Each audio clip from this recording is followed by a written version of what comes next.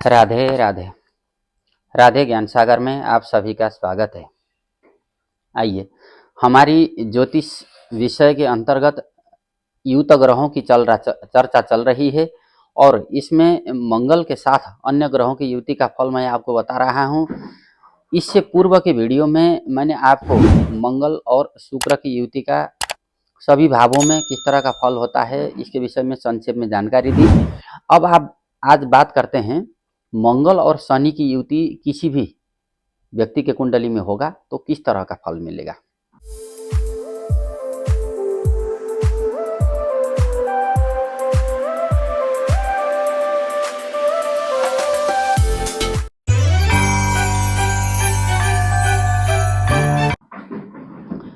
अब मंगल जो है, जहां पर अत्यधिक साहस, फटाफट काम करने वाला, हार्ड वर्कर और जल्द आवेग, मतलब जो है आवेश और आवेग में आकर के जल्दी काम करने वाला साहसी ग्रह। वहीं पर शनि जो है मंद मंद गति से चलने वाला, कछुए की चाल चलने वाला ग्रह।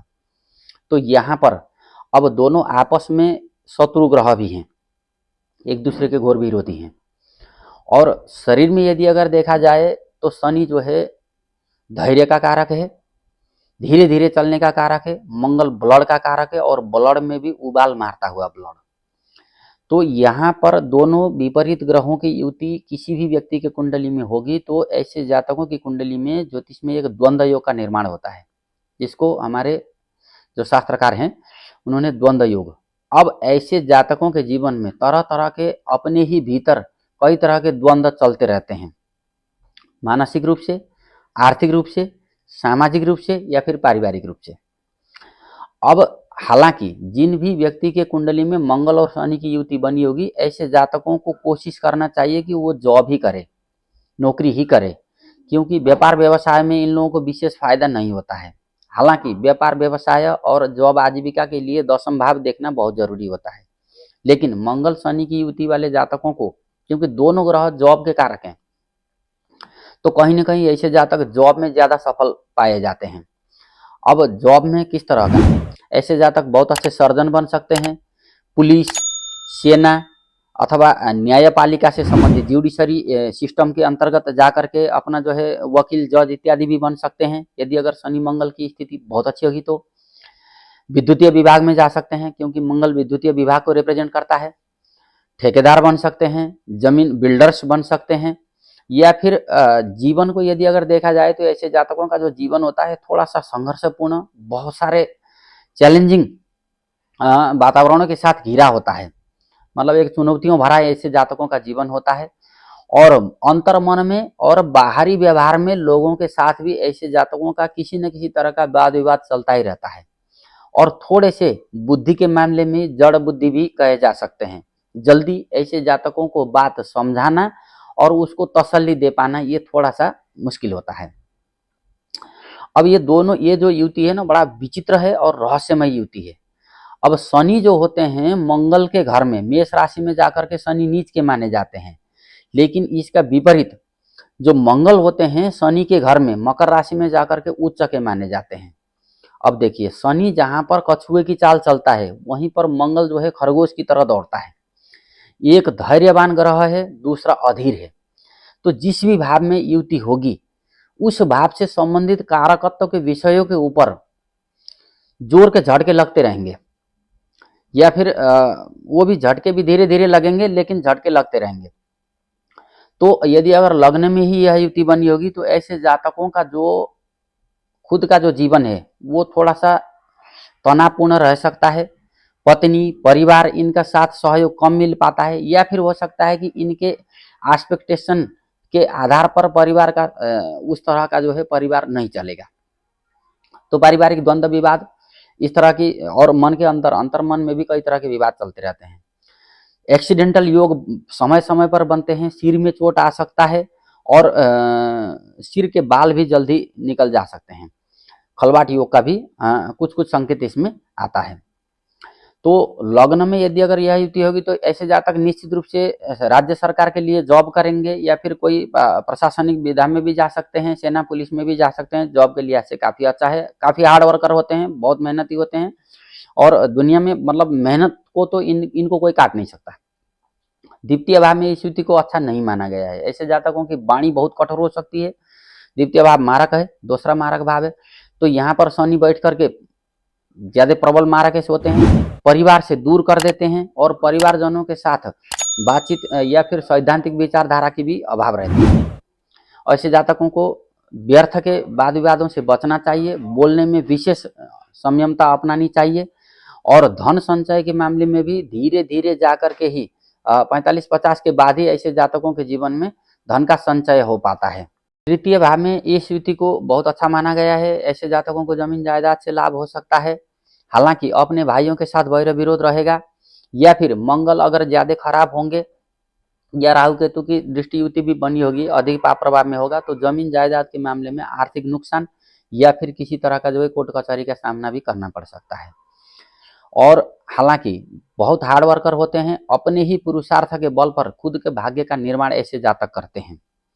धर्म कर्म में विशेष अभिरुचि इनको रखना चाहिए। भगवान के समय समय पर मंदिर जाना चाहिए, दर्शन करना चाहिए, जिससे कि इनके जीवन में आ रही परेशानियों का जो है कुछ हद तक निवारण किया जा सके या हो सके। चौथे भाव में इस युति को ठीक ठाक माना गया है। ऐसे जातकों को अधिकतर अपने पैतृक जमीन में ही वास करना चाहिए या फिर पिता के द्वारा बनाए हुए घर में ही रहना चाहिए। यदि अगर किसी पॉश इलाके में नया घर ऐसे जातक बनाते हैं तो उसमें बार बार मरम्मत की संभावना अधिक रहती है। जमीन जायदाद से विशेष लाभ हो सकता है, भाइयों के द्वारा भी लाभ हो सकता है, लेकिन ऐसे जातकों की माता का स्वास्थ्य ज्यादा खराब हो सकता है और गाड़ी वाहन, घर भी बड़ा होगा, गाड़ी वाहन इत्यादि भी होंगे, लेकिन उनके साथ जो जीवन में चलने की जो प्रक्रिया है उसमें विशेष सावधानी जरूर अपनानी होती है। ऐसे जातक निश्चित रूप से जॉब करते हैं, राज्य सरकार का सहयोग अधिक प्राप्त करते हैं। हालांकि कोई भी युक्त ग्रहों के फलों को विवेचना करते हुए उस ग्रह के बलाबल का जरूर विचार करके ही कहना चाहिए। यहाँ पर जैसे चौथे भाव में शनि मंगल होंगे तो जमीन का लाभ भी हो सकता है, भाइयों से भी सहायता मिल सकती है, अपने खुद के परिश्रम से जीवन में एक बढ़िया सा बैंक बैलेंस ऐसे जातक बना सकते हैं। लेकिन यदि अगर पाप प्रभाव में होंगे, अशुभ ग्रहों के साथ होंगे तो उस तरह का जो है फलों में कमी जरूर देखा जा सकता है। पंचम भाव में इस युति को बहुत अच्छा नहीं माना गया है, विशेष करके संतान के लिए कष्टदायी होता है, प्रेम सफल नहीं हो पाता है, पढ़ाई में भी रुक रुक करके पढ़ाई आगे बढ़ेगी, मेमोरी में थोड़ा सा जो है जल्दी कैच करना दिक्कत हो जाता है ऐसे जातकों को, खास करके विद्यार्थियों को। और विवाह होने में भी कुछ विलंब और विवाह के बाद संतान होने में भी कुछ विलंब। संतान यदि अगर हो भी जाए तो उनमें जो है सिजेरियन या फिर ऑपरेशन के जरिए संतान होने के चांस अधिक रहते हैं। छठे भाव में इस युति को कुछ हद तक अच्छा कुछ बुरा, क्योंकि छठे भाव में शनि अच्छा फल करते हैं लेकिन मंगल बुरा फल करते हैं। ऋण, रोग और शत्रु का कारक है, यहाँ पर शत्रु परेशान कर सकते हैं यदि अगर दोनों ग्रह कमजोर होंगे। स्वास्थ्य भी आए दिन खराब रह सकता है, ब्लड संबंधी शिकायत हो सकती है, पैरों में किसी तरह का कोई दिक्कत या फिर हल्का सा जो है लंगड़ाते हुए चलना, इस तरह का भी, या फिर शत्रु के द्वारा पैरों में किसी तरह का कोई नुकसान भी कर सकते हैं। मंगल अधिक पीड़ित होगा तो कर्जे की स्थिति बनी रहेगी, ननिहाल वालों के साथ संबंध खराब हो सकते हैं, न्यायपालिका के कोर्ट कचहरी या फिर पुलिस चौकी के चक्कर भी लगाने पड़ सकते हैं, भाइयों के साथ विशेष विरोध भी हो सकता है। ऐसे जातकों को अपने भाइयों के साथ तालमेल अच्छा बना के रखना चाहिए, ननिहाल पक्ष का आशीर्वाद समय समय पर लेना चाहिए। जॉब निश्चित रूप से मिलेगी, क्योंकि वहां पर बैठ करके शनि जॉब दिलाने में कारक होते हैं, लेकिन जमीन जायदाद के मामलों में कारोबार करते समय विशेष सावधानी अपनानी होती है, स्वास्थ्य का विशेष ध्यान रखना होता है। संतान के लिए भी ज्यादा अच्छा नहीं माना गया है, संतान का धन है और संतान जो है यहाँ पर जो है अधिक धन खर्चा करने वाले होते हैं, जिसका कोई अर्थ या फिर निरर्थक धन हानि या फिर धन का नुकसान अधिक संभव होता है। सप्तम भाव में इस युति को कदापि अच्छा नहीं माना गया है। द्विविवाह के योग लगते हैं, मांगलिक योग भी हो गया, दोनों के उपाय करने होते हैं।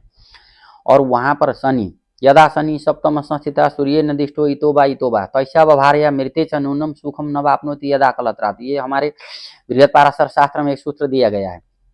यदि अगर सप्तम भाव में शनि होगा और सूर्य और बृहस्पति की दृष्टि अगर नहीं होगी तो ऐसे जातकों को जीवन में जीवन साथी का सुख नहीं मिल पाता है, भले ही 1, 2 या 3 शादियां तक क्यों न कर लें। तो वहां पर शनि को शुभ ग्रहों की दृष्टि जरूर होनी चाहिए, खास करके सूर्य बृहस्पति इत्यादि की दृष्टि। शनि मंगल वहां पर जो है प्रेम विवाह या फिर अपने से बड़े उम्र के जीवन साथी देते हैं या फिर जो उम्र का गैप अधिक होता है, और ब्लड से संबंधित, महिलाओं में विशेष करके मासिक धर्म संबंधित कई सारी समस्याओं का सामना ऐसे जातकों को करना पड़ सकता है। सिर दर्द हमेशा रह सकता है, तो ऐसे जातकों को विशेष जो है स्वास्थ्य का भी ध्यान रखना होता है। अष्टम भाव में इस स्थिति को भी ज़्यादा अच्छा नहीं माना गया है। हालांकि अष्टम भाव के कारक शनि महाराज हैं, आयु लंबी जरूर देंगे लेकिन स्वास्थ्य संबंधी परेशानियां भी देंगे। भाइयों के साथ विरोध या फिर संपत्ति के बंटवारे के विषय में जाकर के विरोध या फिर कोर्ट कचहरी का भी सामना करना पड़ सकता है।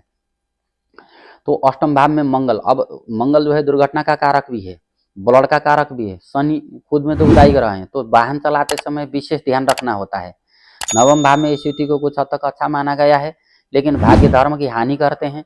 भाइयों के साथ अच्छा तालमेल होगा, बना के रखना होगा, तभी जाकर के भाग्य में वृद्धि होगी। भगवान शिव जी की उपासना करते रहना चाहिए और तीर्थ व्रत दान पुण्य परोपकार के कार्य भी करते रहेंगे, तब जाकर के यहाँ पर स्थित ग्रह का अच्छा फल मिलता है। हालांकि पिताजी के साथ विचारों का तालमेल का अभाव रहेगा और पिता के साथ जितना दूर आप जाएंगे उतना ही आपके जॉब, मान सम्मान, प्रमोशन या फिर उनके द्वारा मिलने वाले सहयोग की भी कमी रहेगी।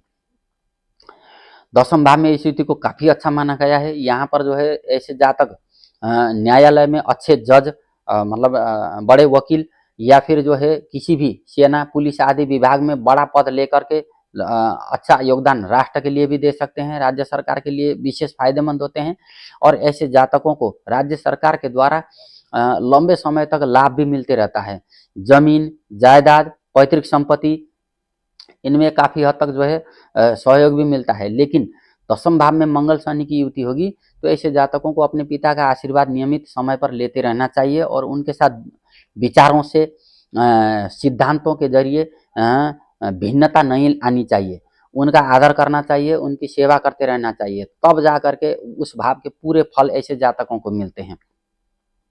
हालांकि दसम भाव में स्थिति को काफी अच्छा माना गया है, क्योंकि वहां पर जो है शनि कारक वहां के भी फल होते हैं, तो शनि भी अच्छा फल देंगे, मंगल भी अच्छा फल देंगे। गाड़ी, वाहन, घर, बड़े बड़े है ना, बड़ी गाड़ी, बड़ा घर और घर के भीतर लग्जरियस, ये भी सब देखा जा सकता है ऐसे जातकों का। एकादश भाव में बहुत अच्छे फल मिलते हैं, प्रेम सफल हो सकता है, पढ़ाई धीरे धीरे ही सही, पढ़ाई में काफी अच्छा ऐसे जातक कर सकते हैं।